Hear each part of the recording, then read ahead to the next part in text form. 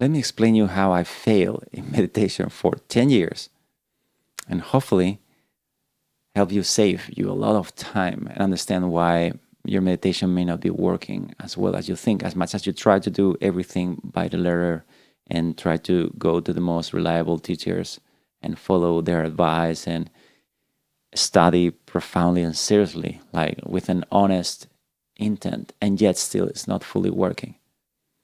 In my story, I grew up, let's say, having a fairly normal, fine life, but I was profoundly disappointed at life.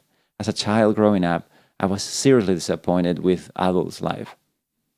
And luckily, I think this is a common thing, especially for teenagers, right? So in my case, I felt disconnected with society, with the world. I was living there and I love people, I love everything, but there was a strong sense of there is something else. And I just thought I was just weird or strange or different in my intimacy, probably. But of course, through some hard times, at some point, I come across meditation and spiritual teachings. Started with shamanism and progressed through many different kind of Eastern practices. Many teachers you probably know, famous teachers, you find the books everywhere you go. And it sounded like, okay, this is it. This is the best information I ever had compared to everything I heard before. Everything I heard before in school, my parents, psychologists, or anyone who tried to help me. What I read in that book say, okay, this really sounds like this is what I want. So I was fully motivated. I was born motivated to find that. So I practiced with all the intensity that I had. And I was young, so actually it was a lot of intensity. But it's very humiliating to realize in the end of the day that you're still losing it, that you still feel an emptiness in the sense of lack, in the sense of you're not there yet. You have some peaks, and that's the beautiful thing in the beginning, that you get some sort of meditations, you kind of feel something, oh yeah, this really goes in that direction. But there's something off, and this is the bit, this is the little bit. Until I understood that I was chasing a peak experience. And looking backwards, and also I'm now in the position where I help other people to overcome all this a lot faster and easier than I did. Basically, the promise that think about yourself with compassion. Think about the life you're living. Think about this thirst for authentic happiness that you have and how the world disappoints you over and over and over again. And close to every formula you hear, oh, now I'm going to be making sport or new diet, or I'm going to do this change in my life that finally is going to work.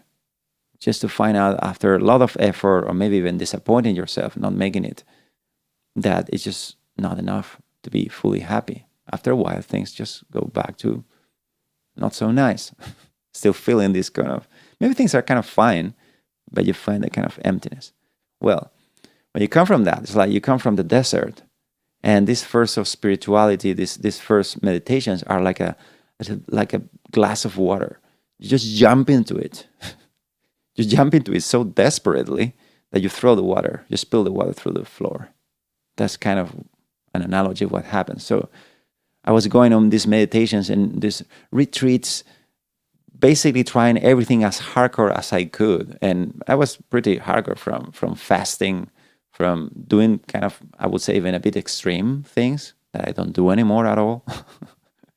But there was this spirit of, okay, there's the unknown to be found. So it was so exciting. So I just gave it up.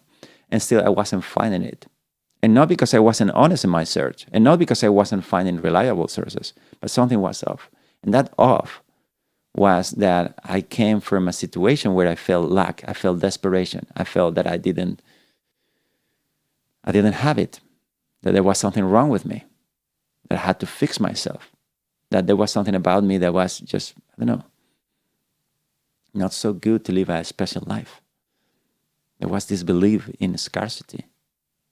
There was this normal thing that everybody has, and I felt, okay, I didn't feel so bad about myself because everybody was as screw as me. But I knew something deep inside of me was reminding me that that is not the way you're supposed to be living. So, for all these experiments, and after chasing all this moment of trying to feel good through a meditation, because you feel bad, there's a silent pain. I mean, you look normal in the outside, you're working, you're doing your thing, you smile, people, oh, you tell a story, everything seems normal, but deep inside, there's an invisible suffering. It just seems to be in the background. It's not a big deal. It's manageable most of the time. Entertainment and all the people, many things can distract you from it. But it's there. So it's very profound and it's very constant. So that's when we look at meditation, we realize, okay, there is something profoundly wrong about the way that I'm experiencing my life. And you notice at some point that, okay, people did it through meditation. So you start practicing and you start getting it. That's the good news. Some way you just taste it and say, oh yeah, I got this flavor, I got this thing, something worked for a while, but then it stops working. And this is exactly what I hope this video solves for you. The reason why this keeps happening, and it gives you finally consistency in terms of results and improvement in your life. And the main idea that I'm trying to expose little by little, or hopefully very clearly, is that out of your state, your precarious emotional state of being in a silent pain all your life, traumatized, and a lot of things that are just doesn't make sense. People dying, people suffering. What the hell is happening? So there's this pain that is always there. So when you have the chance of getting for it, you go a little too hard. And that's the problem. That you don't believe that you have it. It feels that reaching these states of joy and pure peace and happiness seems to be something you have to reach. And that's what creates a gap between where you are and the fruits of, in this case, meditation. But it could be anything you do in life, actually. So for me, what really helped is to getting tired. I mean, being so frustrated, like trying to jump into something, sleeping down, jump into an experience and just being down. And what's great and actually very much peak experiences that transformed my life in many ways. So I don't think it was wrong. But after a while, what I would say maybe maturity, I got tired of falling over and over again. And sometimes the falling was as deep as the peak. So you could just go into a high level of ecstasy and divine presence. I don't know, call it whatever you want, but it was definitely something very unique and significant and transformative. And yet, just falling back at least where I left it. But normally, it's like there was like a hangover period where the moment you notice that you lost it, it just feels so bad because the world starts feeling that nothing satisfies you anymore. You tasted something really good, so you go around the world trying to fill up the gap. But having an exciting future, having an exciting career, having a car, a relationship, everything seems to be kind of empty. So when you have tasted this divine, causeless joy, your nature, then suddenly everything in the world starts feeling like, and that can be a bit depressive. But it's probably a bit of a necessary step towards really giving up in this idea of chasing for an experience. So at some point you realize, okay, you cannot chase this thing. You have to reveal it. It's not something you become, it's something you are. The question is, what are you doing to feel so disconnected with yourself? So it's not that you have to find a way of connecting with yourself. Finding this meditation. And I think many people practice without understanding meditation at all. And they may practice with audio meditations and things like that, which are a fantastic way of entering meditation. But after a while, it's just not enough. You need to understand how it works. You need to understand in which way you are deluding yourself. You just don't want to feel good when you have your meditation and have a peaceful feeling. You want to go out in your life and actually experience the same openness in every moment. And for that, you need to understand better what meditation is. And luckily for me, I found out traditions and I started understanding this, I would call it classical knowledge. It's like all around spiritual history. And there's all these magnificent beings that really peaked in terms of what a human can do. And they share. So all these teachings and all the problems that you and I might had, they're already solved. Can you understand how important this is? You don't need to reinvent the wheel. Most people are like, oh, I'll do it myself. I have my meditation. I have my practice. But that's all built around this idea of you have to be powerful, you have to be independent. And we develop this spiritual pride and this sense of, which is okay. I have to confess, I certainly did that a lot until you're tired, until you're ready to say, you're on your knees and say, you know what, I really want profound, lasting transformation. And hopefully you find someone around. In my case, I found reliable teachers from very reliable traditions. In my case, Tibetan Buddhism and certain kind of very well-established traditions. They help me integrate this whole crazy path into reality. And they explain me what mature meditation looks like.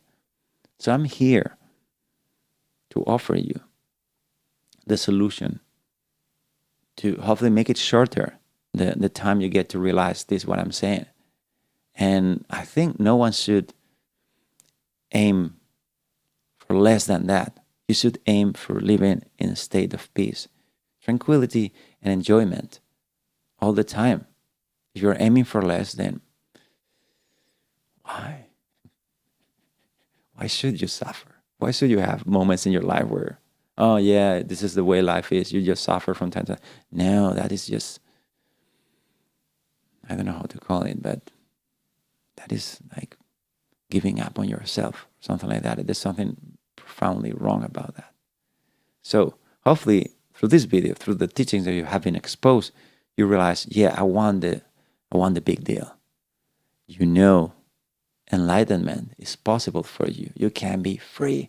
And I'm not discussing about being economically independent. That seems like peanuts when you really touch the real thing and when you feel the real thing. And hopefully you feel honestly devoted to that feeling that you already had a glimpse of. And you humble yourself down and you open your mind to be ready to do the work that it has to be done. So in my case, instead of chasing peaks, what I start working is rising lows. So it's more about like day-to-day practice. So my practice start looking more, instead of like, oh, I had this meditation where I had and I felt all this and it was so exceptional, extraordinary. My practice start looking more like I'm just cleaning the thing. And I sit there and I had to bring my attention back over and over because I got distracted all the time. And my mind clean up as promised by all these teachings. So I'm here in this crazy pace society and lifestyle and surroundings of craziness. I'm here just to echo the teachings that have been there since the beginning of humanity, saying, you're free, you're there. You just have to learn to rest again, because resting is nothing you really do. But when you come from this such a busy, traumatized mind style, you have to kind of learn to let go. But good news, at some point that letting go just start turning your nature. So it's just an initial step of detox, a period of detox where you have to really give yourself to meditation and stabilize your attention. But at some point your attention starts being stable by itself. That's the moment where you really fully experience a continuum baseline of what for other people would be a peak. Something is so good that my personal life, with the people that I meet, I just don't normally comment on how great my life is, because it makes the conversation very awkward. It makes them feel really bad. It makes me feel like as if I'm trying to show off or something like that. And of course I feel compassion, and I realize most people are not even ready to understand how happy you can be. And you know this because you talk to your neighbors, you talk to many people, and you realize most people don't even understand that enlightenment is real. Not even that is your nature, and you can reach it. It's so way out compared to what the world is offering. All the riches, all the thing, this, that, the other thing is just really peanuts compared to what you really are. And that's always accessible. So I hope you find the courage to sit and meditate. Meditate. Meditate, my friend. Meditate. Because that's the way you remember. You just create a gap, a break in all this craziness. And by creating initial these artificial gaps, you realize that the gaps are the grounding of your being. You don't need to create them. But that's a stage in the process. For most people, like it was for me, like literally for everyone I get in touch with, you have to artificially create these breaks. So you need to get your body for a while, sometime during your day, to sit and calm your body, calm your breath, calm your mind, feel present, and then practice the meditation technique you hopefully know. Unfortunately, most people don't have a solid understanding of meditation and techniques of meditation. That's why, of course, I extend this offering in this video with a free course that you can find in the links. But I'm talking about understanding meditation. So you don't need to make it through me. You can make it through any respectable teacher you find and you believe in. Really profoundly study what they say and really practice what they say. Because here's the thing, everyone can become your teacher if you're open, if you're ready. That's the most difficult part. That hopefully through this video you realize that you cannot escape your suffering. You really have to go through it to realize that it's not even real. But this is not something that makes much sense to talk, right?